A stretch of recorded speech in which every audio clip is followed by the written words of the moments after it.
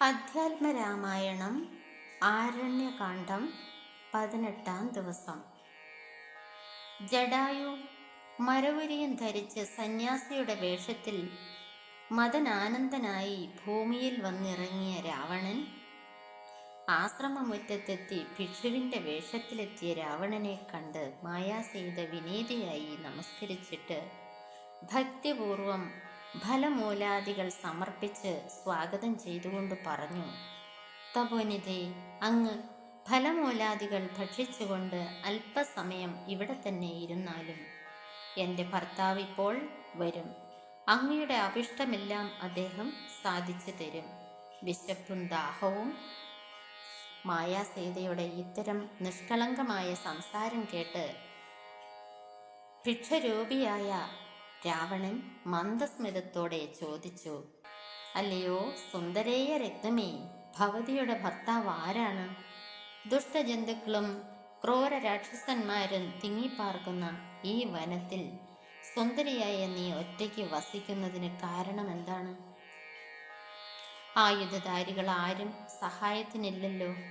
നിന്നുടെ പരമാർത്ഥം എന്നോട് പറയുകയാണെങ്കിൽ എൻ്റെ സത്യാവസ്ഥ ഞാനും പറയാം.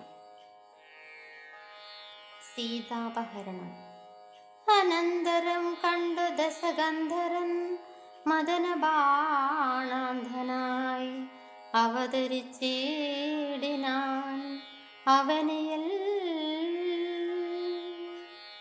ജടയും വൽക്കലവും ധരിച്ചു സന്യാസിയാ ഉടജാങ്കണി വന്നു നിന്നിതു ദശാസ്യനും. ഭിക്ഷുവേഷത്തെ പൂണ്ട രക്ഷോനാഥനെ കണ്ടു തൽക്ഷണം മായാസീതാദേവിയും വിനീതയായി നത്വാ സംപൂജ്യ ഭക്ത്യാ ഫലമൂലാദികളും ദത്വാ സ്വാഗതവാക്യം മുക്ത്വാ പിന്നെയും ചെന്നാൾ. അത്രൈവ ഫലമൂലാദികളും ഭുജിച്ചു കൊണ്ടിത്തിരി നേരം ഇരുന്നീടുക തപോനിധേ.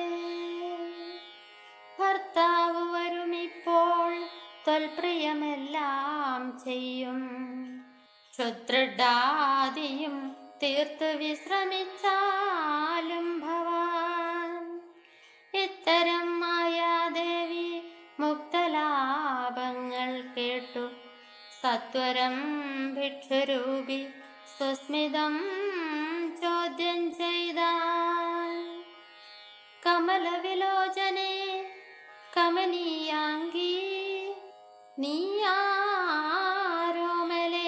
ചൊല്ലിടുക നിൻ കമിതാവാരെന്നതും. നിഷ്ഠുരജാതികളാം രാക്ഷസാരഥിയായ ദുഷ്ടജന്തുക്കളുള്ള കാനനഭൂമി തന്നിൽ നീയൊരു നാരീമണി താനേ വാഴുന്നതെന്തോ? ആയുധപാണികളുമില്ലല്ലോ സഹായമായി.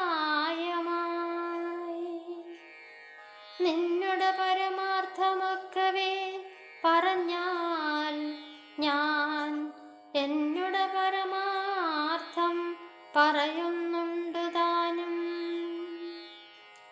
മേദിനി സുതയതു കേട്ട